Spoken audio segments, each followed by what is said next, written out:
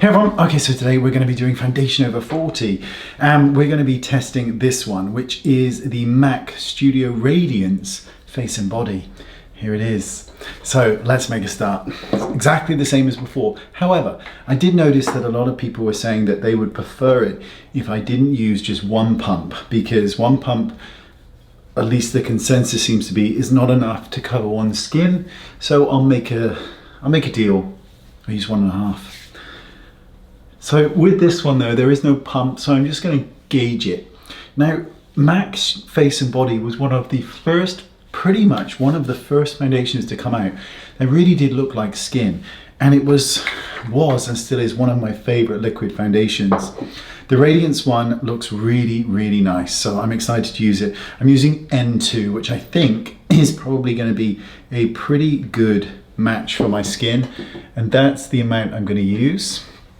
So I'm going to dot it onto the skin and we're going to blend it with the Beauty Blender, and there is still a fair amount left, so whatever's left, well, we'll use. So I'm going to dot this, and I'm going to start in one section and work my way through. So there is, I believe from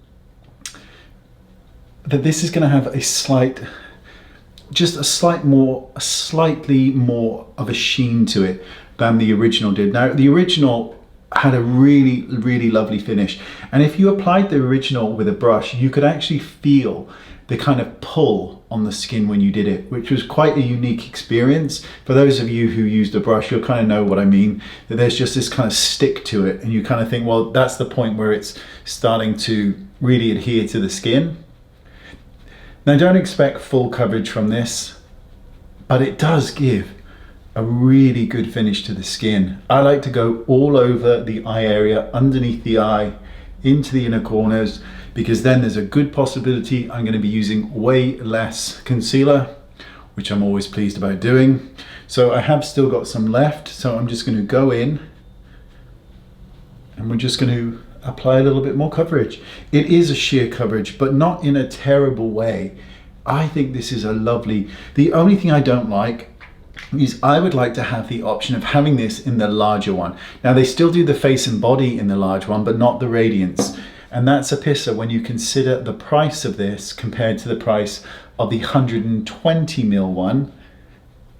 It's outrageous that they would charge that kind of money for 30ml when you can get 120 for just a few pounds more. That's a great finish. What do you think? That's a lovely finish. Lovely finish. Okay, so let's set it and add some color. Oh, I haven't done concealer. What a silly boy. So I'm just going to use a touch. That really was a touch. Just a touch in the inner corners.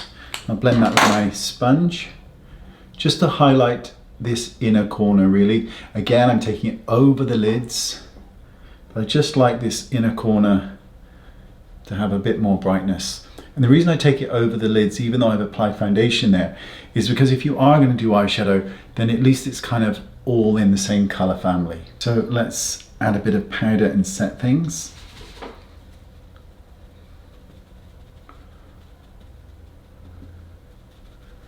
Setting everywhere.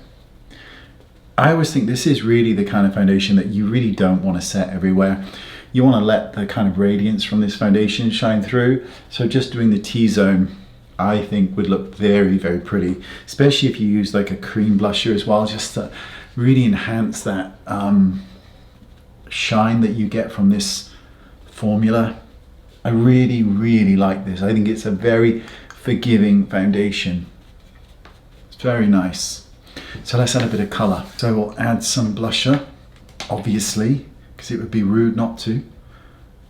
Just gonna pick up color onto one's face. A little bit above the brows. Love a bit of blusher. Love, love, love a bit of blusher, you know. So pretty much just, you know, just make your whole face pink. That's what I say. Just going to use a powder puff just to go over that. What do you think? It's a nice foundation, right? It really is. Really think that that's a decent amount of coverage. Now, it's not going to cover a whole host of problems. Absolutely not. You would need a fuller cover foundation for that. But I'm really pleased with that. I think it looks natural. And yeah, I think that looks really, really natural. Really, really, really like that. What do you think? Have you used this one? And if you have, how do you think it compares to the original Face and Body one? And what do you think about the size? It's a great formula, there is no doubt. Because of the amount of product that you're going to need, however, that's the only slight issue with shearer foundations, and why the 120ml ones make so much sense, because you generally do need a little bit more. And of course, by using a little bit more, you're going to use it up a little bit faster. And that's always a problem. Let me know what you think. Comment section below, you gorgeous people. Thanks for watching. See you all soon. Bye-bye.